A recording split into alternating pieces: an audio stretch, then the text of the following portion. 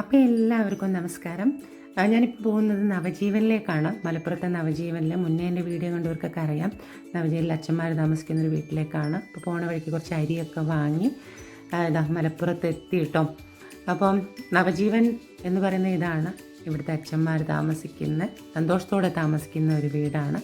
അപ്പോൾ ഞാൻ എന്തായാലും ഈ അരി എടുക്കാൻ വേണ്ടിയിട്ട് നമ്മുടെ നവജീവൻ്റെ സ്വന്തം പപ്പുവിനെ വിളിച്ചു. അപ്പം പപ്പു വന്നിട്ട് അരി എടുക്കുകയാണ്. അപ്പോൾ പൊങ്ങുന്നില്ല. അപ്പോൾ എന്നോട് പറഞ്ഞു എനിക്ക് കൈ വയ്യ എന്ന് പറഞ്ഞിട്ട് മാറി നിൽക്കുകയാണ്, ഞാൻ വേറെ ആളെ വിളിക്കാമെന്ന്. അപ്പോൾ ഇവിടുത്തെ ഒരു അച്ഛനും ഞാനും കൂടിയിട്ട് ഈ അരി ഇറക്കി വെച്ചു. ഞാൻ എപ്പോഴും വിചാരിക്കും ഞാൻ വരുമ്പോൾ എന്തെങ്കിലുമൊക്കെ ഇവിടേക്ക് കൊണ്ടുവരണമെന്ന്, പക്ഷെ പറ്റാറില്ല. അപ്പോൾ ഇന്നാണത് ഒത്തു കിട്ടിയത്. അപ്പോൾ അതുകൊണ്ട് എൻ്റെ അച്ഛന്മാർക്ക് ഒരു സന്തോഷമായിട്ട് എനിക്ക് ചെയ്യാൻ പറ്റുന്നൊരു ചെറിയ കാര്യമാണ്. അപ്പോൾ അത് അച്ഛന്മാർക്ക് ചെയ്യാൻ വേണ്ടിയിട്ട് കൂടിയാണ് ഞാൻ വന്നത്.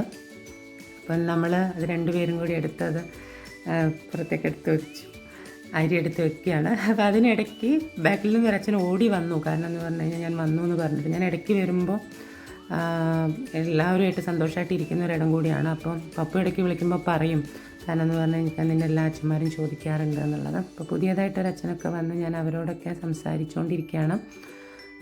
ഒരുപാട് സന്തോഷം നൽകുന്ന, ഇവിടെ വരുമ്പോൾ എനിക്ക് ഒരുപാട് സന്തോഷമാണ്. അതുപോലെ തന്നെ ഇവിടുത്തെ അച്ഛന്മാർക്കും ഞാൻ വരുമ്പോൾ ഞാൻ എല്ലാവരോടും പോയിട്ടതാ കുസൃതിയും കളിയൊക്കെ ആയിട്ടിരിക്കുന്ന ഒരിടം കൂടിയാണ്. അപ്പം ഞാൻ എപ്പോഴും പറയും പപ്പുവിനോടും ദുർഗയോടും അല്ലെങ്കിൽ പൊന്നുവിനോടും പറയും, എനിക്കിവിടെ റൂം വേണം, കുറേ കഴിഞ്ഞിട്ട് ഞാനും വരുന്നുണ്ട് ഇങ്ങോട്ടെന്ന്. അത്രയ്ക്കും നല്ലൊരു സ്ഥലം കൂടിയാണ്. സ്വന്തം വീട് പോലെ ഇവരെല്ലാവരും താമസിക്കുന്ന ഒരു സ്ഥലമാണ്. ഒരുമിച്ച് താമസിക്കുന്നു എന്നുള്ളൊരു തോന്നലൊന്നും ഇവിടുത്തെ അച്ഛന്മാർക്കില്ല.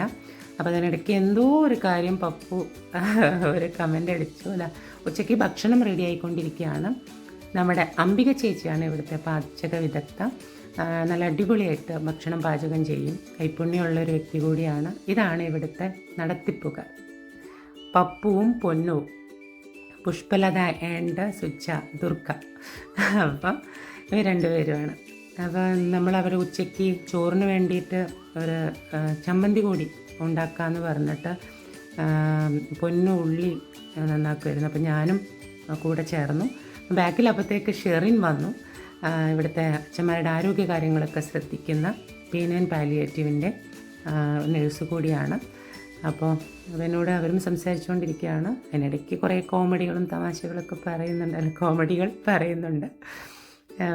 ഞാൻ പറഞ്ഞു, അപ്പോൾ അതിനിടയ്ക്ക് എൻ്റെ ഫേവററ്റ് ഒരു തക്കാളി കറിയുണ്ട്, അപ്പോൾ ആ തക്കാളിക്കറി കൂടി ഞാൻ ഉണ്ടാക്കി തരാമെന്ന് പറഞ്ഞിട്ട് ഞാൻ പാചകം ചെയ്യാൻ വേണ്ടിയിട്ടുള്ള തയ്യാറെടുപ്പിലാണ്.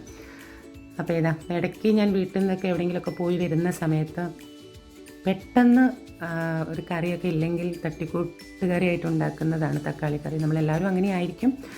അപ്പം എൻ്റെ ഒരു ഫേവററ്റ് തക്കാളിക്കറി എന്ന് തന്നെ പറയാം. ഒരുപാട് പേർക്ക് ഇഷ്ടമാണ് കേട്ടോ എൻ്റെ ഈ തക്കാളിക്കറി. നമ്മളെ കൂടെയുള്ള കുറേ ആളുകൾക്ക്, കമ്മ്യൂണിറ്റികൾക്കും അതുപോലെ തന്നെ പെട്ടെന്ന് ഞാൻ ഉണ്ടാക്കി കൊടുക്കുന്നതാണ്. എളുപ്പപ്പണി എന്നൊക്കെ പറയില്ലേ, അപ്പോൾ അതാണ്. അതിങ്ങനെ റെഡി ആയിക്കൊണ്ടിരിക്കുകയാണ്. അതിൻ്റെ ഇടയ്ക്ക് കുറച്ച് പുറകിൽ നിന്നൊക്കെ ഇങ്ങനെ പറയുന്നുണ്ട്, ഇത് ഇന്നെങ്ങാനും റെഡിയാകുമോ എന്നൊക്കെ ചോദിക്കുന്നുണ്ട്. അപ്പോൾ എന്തായാലും ഞാൻ വേഗത്തിൽ തന്നെ അത് തയ്യാറാക്കി. കുറച്ച് ഉപ്പ് കുറവുണ്ടായിരുന്നു, അതൊക്കെ ഇട്ടു.